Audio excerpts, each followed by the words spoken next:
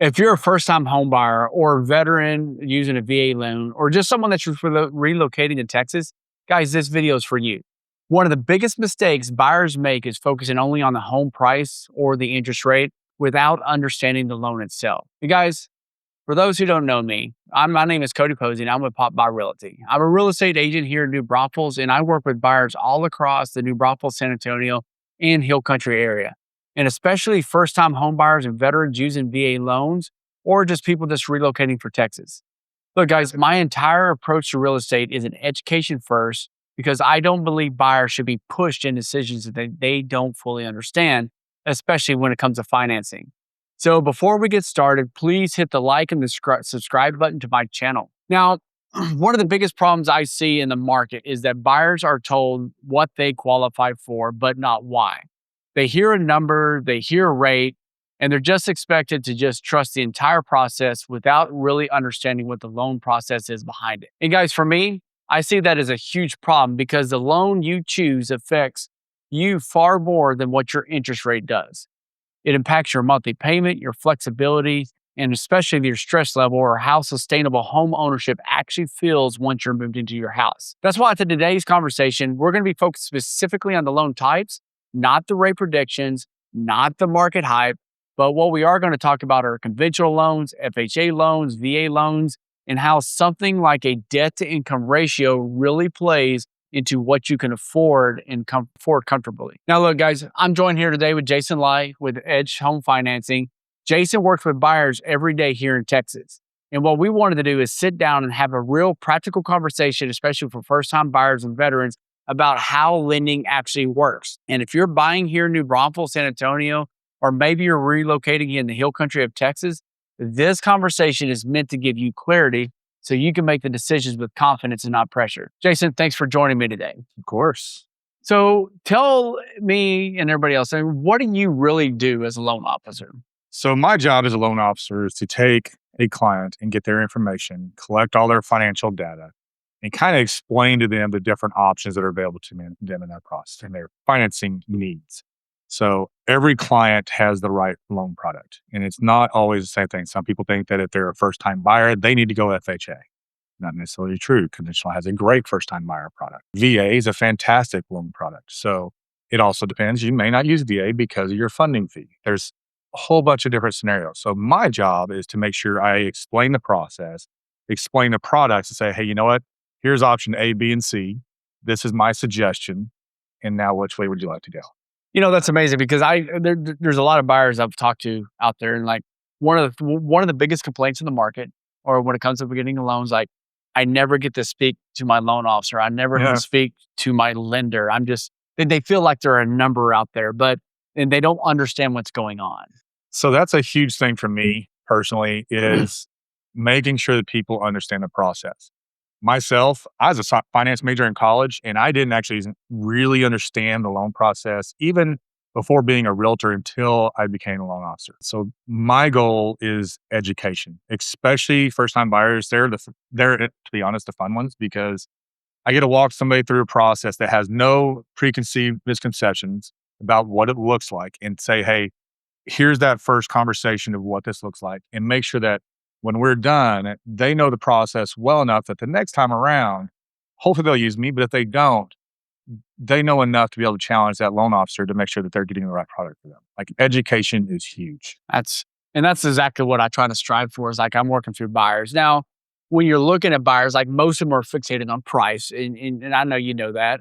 But when you look at the loan details itself, it really decides whether the payment actually works. I mean, you can get the same house at the same price, but two different loans can mean two completely different stories. So down payment, of course, has a piece of it. So the main three loans that we'll talk about are conventional, VA, and FHA. And each one has a different down payment, which will, of course, in part affect the interest rate. But credit score is a big piece of that. So how you treat your credit, how well you paid your bills is a portion of that. Your debt to income ratios, which I believe we'll talk a little bit about later on, is a huge piece of that as well. But credit score is probably your biggest piece that you want to look at. With conventional, you have minimum credit scores that you want to have at least a 620 or above. FHA, they are a little bit more lenient. They'll go down to 580 credit score and also not ding you as hard on your interest rate. And when I talk interest rate, I always tell my borrowers that don't fixate yourself on what the rate is. One rate at 5.5 with one deal from one lender and a 5.5 from a lender at that same rate can have what I call a different cost. So every buyer has what is called par rate, which means this is your interest rate that doesn't cost you anything. The lender's not giving you any money for it or a credit, and it's not costing you any points. So that cost is zero. If you want to buy that rate down, you'll pay a cost for it. And this is your cost to get this interest rate.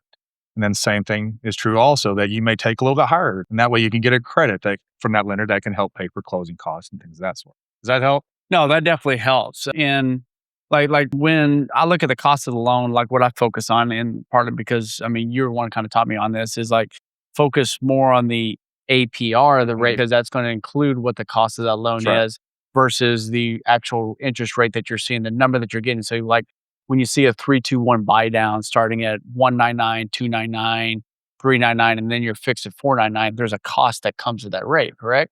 Right. So, and this confuses a lot of borrowers because they'll see the APR and then they'll say their interest rate. And I'm like, what is the difference? Well, interest rate is the rate that you have on your loan throughout the life of that loan. The APR is actually the cost of that interest rate, including all your closing costs. So when you look at the APR variance between your interest rate and your APR with a conventional loan, that's usually fairly close unless you're buying that rate down or unless you're doing like a 3-2-1 buy down that you spoke about. FHA is almost always higher because you have mortgage insurance premium that you're paying up front for that. And we'll get into that here in a little bit as well. Same thing can be true of VA where you have a higher APR depending on your funding fee. You know, your first time use as a veteran for the VA has a little bit lower funding fee, but your subsequent uses, the ones you use it the second, third, fourth time, it's a higher funding fee, therefore higher APR. Yeah. If you're 10% or better though, as far as disability from your services, then you have no funding fee. So that also will lower your APR. Yeah, as a veteran, I've used the VA loan several times, and we'll get into this later, not going to really too much. But yeah, it's like I was always wondering, like, why is my funding fee? First time I used it was X percented, then 2%, yeah. Then the second time I used it, it was like 3.3%. Yeah, it was high. I was like, why am I paying so much higher when the cost of my house is so much lower than the one I purchased? But we'll get into a little bit of that later. So let's talk conventional loans first. Okay. When you look at a conventional loan, first of all, like what is a conventional loan? What does that mean?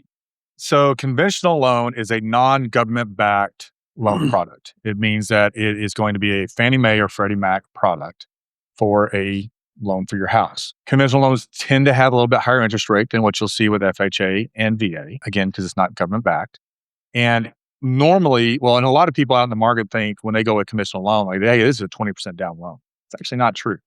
Most conventional loans are anywhere between that 5 and 20% down payment. They do have a product with conventional that you can do 3% down for first-time buyers. So again, a lot of people think first-time buyer, got to go FHA. Well, FHA minimum down is 3.5%. There's income requirements and whatnot you have with conventional for that 3% down product, but it is there.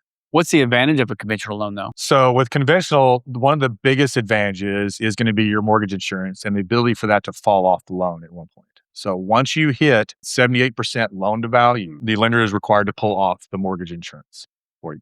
So you can call and have that done. Once it hits 80%, it will for sure automatically. So that is a big piece of it. Your monthly payment, you got mortgage insurance, and that is there in case you default, that insurance covers that default. So it's a pretty big piece of it. But with conventional, like I said, that goes away.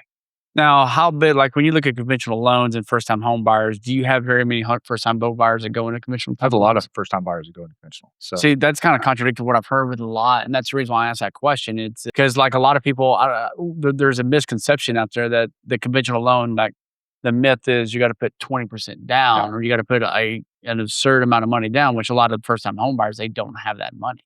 Yeah, so that down payment, that ability to do the 3% down, and one of the big kickers with that, and I said that there's income requirements, is that you have to be no more than 80% of the average median income. So like Comal County, if I recall correctly, is $88,500. So you can't make more than 80% of that amount annually as your gross income. As long as you qualify for that, then you can roll through that process. Now, conventional has a little bit more strict debt to income ratios as far as the back end ratio goes. But the biggest thing that you really want to look at, even if you're doing a 3% down product with conventional, is watching a combination of your credit score as well as that debt to income ratio on the back. Because the higher that ratio gets, that debt to income ratio gets, and the lower your credit is, the more your monthly payment will be because of a higher mortgage insurance. I've had some clients that have had good credit, but a little bit higher ratio on that back end. And so we ended up going FHA with them because their monthly mortgage insurance was going to be really expensive and FHA's fixed. So there's kind of the advantage. So going in the FHA, then like when you look at conventional and you talk about FHA, it's a government backed loan. Like explain that difference because I think a lot of people like when they think of FHA lender, they're going specifically to a lender that gets it from the federal housing. I've even had it without in the VA. So but you get a lot of confusion about the VA about people think they have to go to the VA for it. Actually, the only loan that you will go direct is going to be for a Texas Veteran Land Board. Plus, that has to go through that program and that program only. You do it online, that's where you go.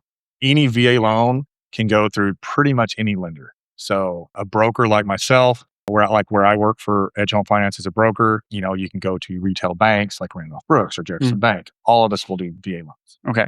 Well, and now what about FHA? So when you're looking at like FHA and conventional loans, what is the difference between the two of that then? So FHA as a general observation is usually about 0.75%, 0.5% better interest rate with FHA as comparison to conventional. So you take the same borrower, the same credit score, same debt to income ratio, you can usually expect that much better of an interest rate on the loan. And the reason is because the government backed piece of it. Okay. And the other thing that you're going to get with FHA that you do not get with conventional is what we call upfront mortgage insurance premium. So every borrower, no matter what, no matter how much money you're putting down, no matter your loan scenario, you will pay 1.75% of your loan amount at closing for upfront mortgage insurance premium. Okay. Now, the way it looks on your settlement statement, it looks kind of funny because they actually lower your down payment and then tack that onto the back of your loan. So it's rolled into your loan. So it's just the way that it appears in your statement, your closing disclosure. But reality, that's where that is. You're paying that upfront. And you don't get that with conventional. And that's spread out over the life of the loan? It is. So since it kind of just raises your balance of your loan, it goes over the life of your loan, whether you do 15-year, 20-year, 30-year loan.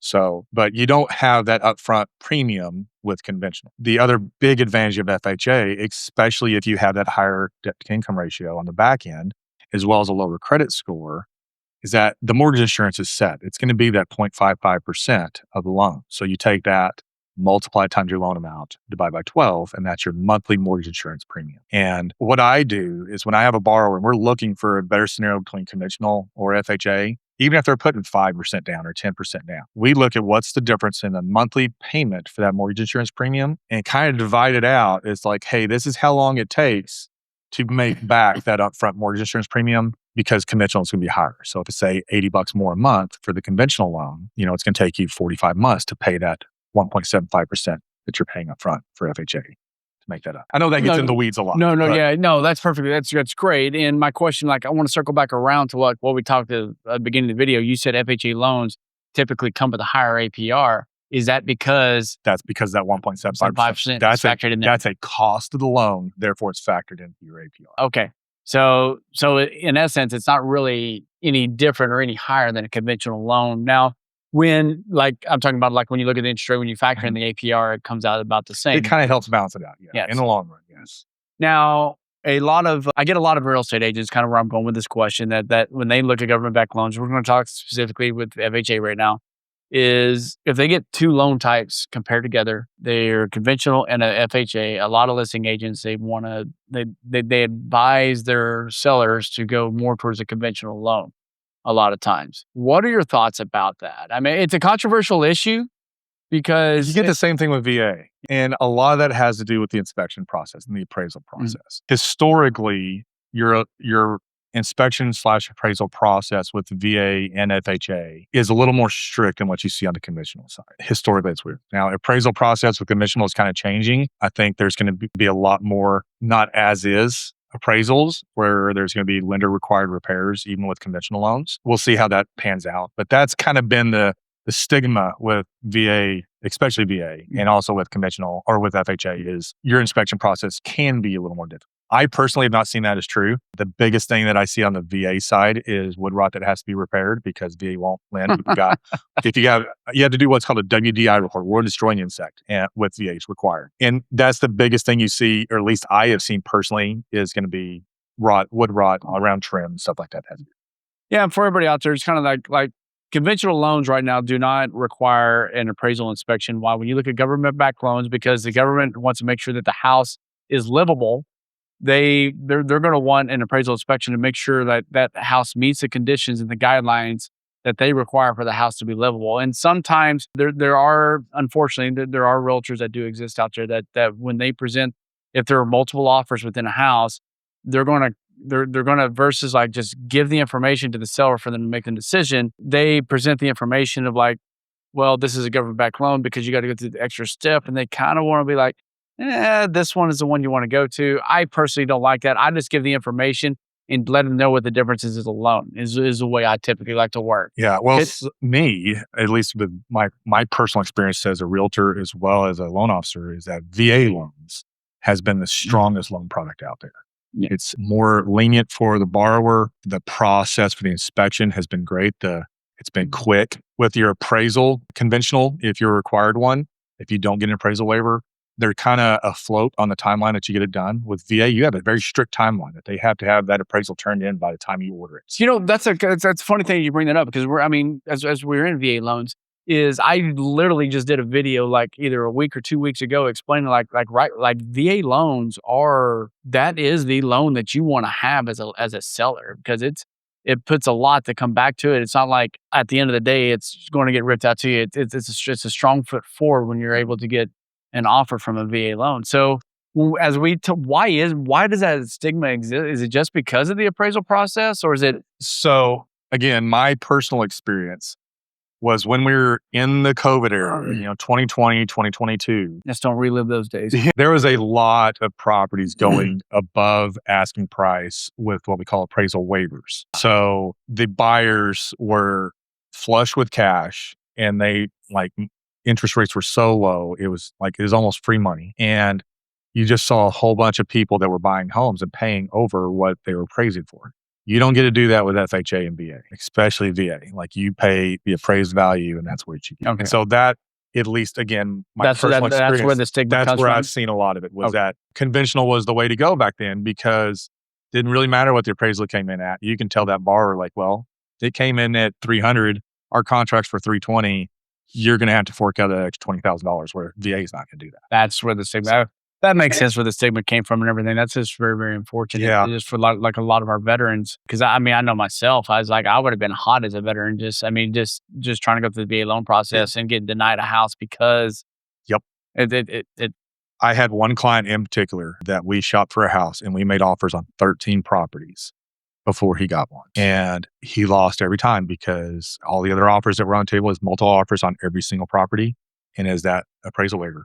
Dude, that's so ridiculous too when you think about it. But well, paying over what the market says the house is worth. That's to each their own. Like every realtor and person in the market will say differently. I don't advise it to clients on the lending side or the realtor side. Like this is what the market says it's worth. Yep. Yeah. Oh yeah, that's. Yeah, Sorry to digress. Yeah, that's a completely different story. Yes. We'll talk about that another time.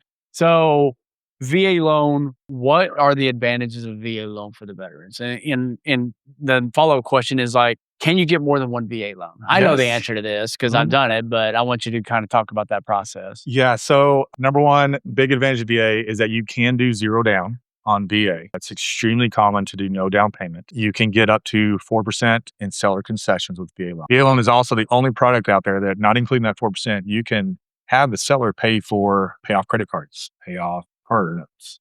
So the seller concession is not just limited. Right. So on that note, FHA, how much in seller concessions can you ask for? 6%. Okay. What about conventional? Okay. Conventional is a range. So if you're putting 10% or less down, you can get up to 3% in seller concessions. Between 10% and 25% down, you can get 6% in seller concessions. If you're putting over 25% down, you can get 9%. Sound like government wrote those rules to make that confusing or something. Just a little bit. But Otherwise, on VA, like you said, zero down. The disability thing, if you have over 10% disability, then you have no funding fee. If you have 100% disability, and this is a big piece on your prepaids that you paid at closing for taxes, for property taxes, and funding your escrow account.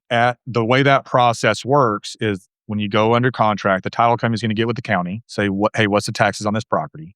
They're going to get that number from the county, and that's what we're going to use on the title piece as well as on the lending side for calculating what your property taxes are and for your escrow account and your prepaids, which is a big piece of closing costs. Now, a situation we just had like recently where we talked about, and granted, this one veteran, this is a lender that is not from the state, doesn't understand the county taxes, pulling the tax records for a property for one of my buyers. And the way he had it factored in was completely wrong because he was the current county taxes was based on someone who's 65 and older. Right. So with that, like, that's why, like, one of the important things is I bring this back is to work with someone that's locally that knows the area.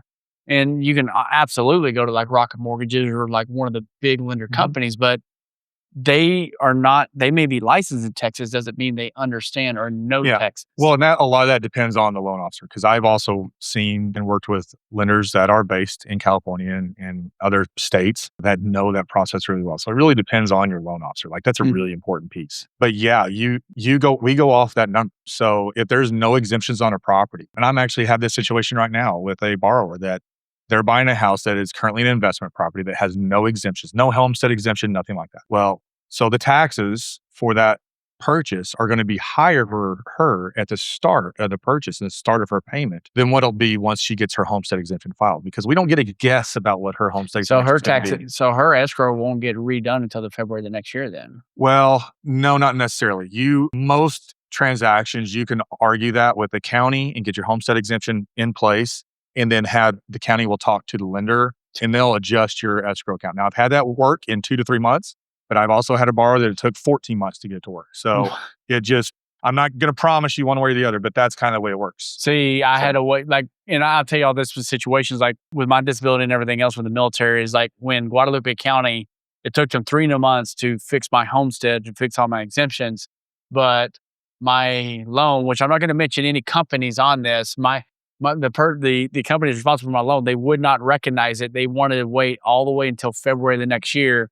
So then they had to readjust my payment one big way. So I got that money refunded. Then they had to readjust it another way. And it's a pain in the butt. Well, you get your money back. They reassess your escrow account, and by law, you have to wait for that money. But you have to wait. Yeah, that's the downfall. Is that number one, your closing costs are more than what they needed to be, and you have to wait. But back to the part of the VA though, is that if you're 100% disabled on the VA side, at least as a broker, and I've done this, we don't collect any taxes up front at closing. Now, I will say that I have a friend of mine that actually got me into the loan business, that he works for a lender that doesn't allow them to do that. They have to collect taxes and then it has to get refunded back. So I know there's some out there that won't do that, but I know that me personally, as a broker, like working with Edge Home Finance, that we do that. And the lenders that I work with do. So remember, like veterans out there that are PCS and are looking to PCS to Randolph, to JBSA, or to Fort Sam Houston, or even to Lackland. I kind of threw like 2 bases into one spot on that one. But bottom line is, like, your VA loan, that is going to be that is a golden ticket in this area right now. When real estate agents right now are seeing that VA loan, they know they're finally getting well qualified, because there are a lot of loan apps right now that I've seen them. They're having trouble getting clear to close because of one thing or another. And if you have more questions about the VA loan process, drop a note in the comments too, and I will send you Jason's information, and he will walk with you step by step, and not just VA loans, but all loans. All right, last big topic I want to talk about. And this is really the big thing I harp on, and I talk to a lot of first-time home buyers about. DTI, the debt to income ratio. How much does it matter? What do you focus on? What do first-time home buyers and veteran home buyers need to know? DTI is very crucial to your home loan. It is, in my personal opinion, is just pay second fiddle just to credit score. Now, you've got 2 different ones. You have your front-end ratio and you have your back-end ratio. Now, conventional doesn't care about front-end ratio, so you can kick it out for conventional. But FHA, VA, and USDA, which we haven't talked about, that's a whole other can of worms. They all look at your front-end ratio, and that is your housing payment. So if you take everybody's heard of PITI. And in the lending world, we say PITI. So it's principal and interest taxes and insurance, and homeowner association fees. Those 5 items, you add them together, divide it by your gross monthly income, and that's your front end ratio. Most programs, like VA, you don't have to worry about, but with FHA and USDA, they look for, well, I think USDA, if I recall correctly, and I apologize about this number, I think they just lowered that front end ratio down to 28%.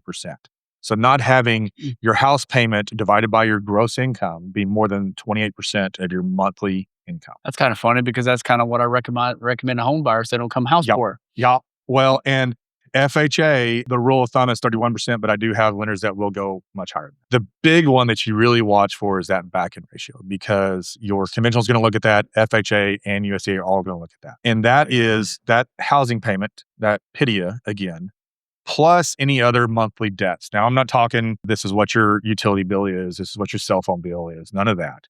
We're looking at monthly obligations. So credit card payments, personal loans, student loan debts, car notes, things like that. If you have student loans, but they're not in repayment yet, you don't get to exclude those. There has to be a minimum payment on everything. So with conventional, it's 0.5% of the loan amount. So if you have 15 student loans that are not in repayment, we're still going to count 0.5% of that as your minimum payment. With FHA, it's going to be 1%. So those are things to keep in mind. And I may have flipped those around. Either way, when we go through the process, that's what you're looking at, is what you're going to have minimum payments. Even if you're not in repayment, we still have to count something, because eventually you're going to have to start paying on those. Yeah. The back-end ratio, like I said, includes those car notes, unless it's going to be paid off within about 10 months. Now, VA doesn't use back-end ratio at all. They use what's called residual income. So they'll take your gross income, and it's just a calculation. They'll take not only those monthly debts, but then they'll also take a percentage of the square footage and count it as like a utility expense. And they're just looking at basically your livable income to make sure that you got enough money there to pay the bills and have food and stuff like that. So it's just a different calculation. It's very much more lenient. Yeah, I mean, we say much more lenient, but they create it such, it's like everything in the Army is like, if we could confuse something, we will. Yeah. Well, and I have people say, well, what exactly goes into that? It's like, well, it goes into my loan operating system. I put your income, I put the square footage, and I doubt, like when we run your credit, it pulls in your debts and it tells me if you pass it or not. I have a computer for that. Let's let that do its thing. And that's wild. I mean, leave it to the VA system to confuse things. And the VA system is a great system, by the way, guys. I'm not making fun of the VA. I'm part of the VA. It's just, it's when I was in the military, for those veterans been out there, the military could complicate everything. And even that includes the VA. You look at it. Yeah. And like you said, like with that back end ratio and what those being so confusing, in talking earlier, you said that FHA is a little more lenient. That's it. Like on conventional, you can't get over, like it's under 50% of your monthly income has to include all of your debts, all of them, including the house payment. And conventional will go up to just under 57%. Now, one of the other questions I get is like minimum credit scores to qualify. I mean, I think we talked 620 for conventional, FHA. FHA, so they say the minimum out there for FHA is 580. True-ish. You can get below 580. There are some lenders that will go down to 500. But once you pass that 580 threshold, you have to put 10% down. Okay. So that is an item out there that you want to keep in mind. So the catch, though, is that honestly, just reality of it, there's not a lot of situations where a credit score is down in that area that those funds are available. What about VA? VA, so the better the credit score, the better the rate you're going to get. But VA is pretty close to that 580 mark as well. So technically, there's not a minimum credit score, but every lender has what we call overlays. So you'll have your guidelines that are produced for all your loan deals, but every lender will say like, okay, this is the rule, but here's our additional guideline that has to be followed. Okay. So you just have to find the right, and that's one of the things as far as the advantage of a broker is I've got a whole bunch of lenders out there that depending on the file, like, hey, here's a good fit for you. Now it may cost you more than your interest rate. Like if you have a 550 credit score for VA, it's not that we can't get your deal done, but it may be a higher interest rate. Now I like to start working with buyers ideally anywhere from 6 to 12 months out. And this is one of the discussions we would have. But like when it comes to getting prep for the loan prep, what are some of the best things that they can do for themselves to get everything prepped for when they get ready to put the application in? So consider where you use your cash. So just because you have the cash available does not mean that you want to pay every single debt off. So when we look at debt, I don't, as a loan officer, I don't look at your total debt. I look at your monthly payments. Okay. So if you have 5 credit cards that have a $30 a month minimum payment, and it's going to cost you $15,000 to pay off all those credit cards, keep the credit cards, because I'm counting $150 a month out of your income. And if you go and spend all that cash, you're in a less strong financial position for the purchase of that house and your down payment and your closing costs. So those are all unique situations. You want to manage that debt to income ratio. And if you haven't, like I've had some borrowers that had a $120 a month minimum payment on a card that had a balance of $1,000, but it had a $130 minimum payment on a card that had a $500 balance. So which one are you going to pay off? Do you pay off the $500 one, forget the other one, because you have more impact that you're making with that cash. So pay down to get rid of some of those monthly debts as you can, smartly. Like talk with loan officers like, hey, which is the best ones to go after? Do not open new lines of credit. Like that's huge. When you start having multiple inquiries, and it's the fact that you're out there looking for credit. And if you're looking to buy a house, your lenders are looking for people that are stable and not constantly saying, okay, well, I'm gonna go buy this. So I'm gonna do this on credit. I'm gonna go buy this. I'm gonna do it on credit. They want stability. Don't go open new lines. Now, when you're also getting everything prepped and everything else, is like one of the questions, like once I'm pre-approved, I'm good to go, right? That's the fact, right? Well, as long as you don't go do anything stupid, like don't go buy a car. Hey, we've got the loan. I've already done my process. I got the pre-approval. My truck went down. I'm going to go buy a new truck. Nope, don't, because that can ruin that pre-approval. So you miss payments. You do anything like that, that can mess up your pre-approval. It is pre-approved, not an offer of a loan. Like we're not saying you're approved based off the information we currently have. As long as this doesn't change, we should be able to move forward. Okay, nice. Now, just kind of go over some myths real quick. Is one, you need 20% down. We've already debunked that myth. Yeah, 0%, 3%, 3.5%, 5%. Around there is your minimum balance. All right, VA loans scare sellers. Not the ones that really know how to look at their loans. So not really. So that's a myth. Now, pre-approval, we just talked about. It means you're done, right? I can go do whatever I want. Nope. You've got to watch those P's and Q's. And that's another big thing is when you're working with a lender, a loan officer, watch what they're doing with your pre-approval. Anyone that just run credit and issues you a pre-approval is not doing their due diligence. We have to look at making sure you have the cash to close, that you've got enough funds there to make the deal happen. We've got to look at credit, not necessarily doing a hard credit pull. There are ways to be able to do soft credit pulls now that you can issue a pre-approval off of it, but knowing what that credit score is, knowing what those liabilities are, and also going back and doing the research for income. If somebody hasn't verified your income through the documents, it's not a real pre-approval. Wow. That's a whole different story. It Another is. day. We'll talk underwriting on another day. All right. So guys, if this conversation is helpful, I mean, that's exactly what this channel is built for. Because when you look at things, my goal is to help buyers, and especially first-time buyers, veterans, utilizing VA loans, and just people just trying to relocate to Texas. My job is to actually help you understand the process so you can make confident, informed decisions, whether you're buying here in New Braunfels, San Antonio, or anywhere out here in the Hill Country. Now, Jason, I definitely want to thank you for joining me today. Jason works hard with buyers across the state of Texas and focuses heavily on the education and transparency, which is why he is one of what I call my preferred lenders. And he helps people understand that what their loan options are, not just what they qualified for, but the why they qualified for it. So guys, if you'd like to reach out to Jason or learn more about the loan types we discussed today, his contact information will be linked in the description of below. And guys, also, if this is the kind of breakdown that is valuable for you, make sure that you subscribe to the channel, drop the questions in the comments because I want to hear your questions from you, but also check out the other videos that I have in the folder because everything in this channel is built around clarity first because good decisions only come from understanding. They're not going to come from pressure. Thank you. I'll see you guys next week, and I love you guys.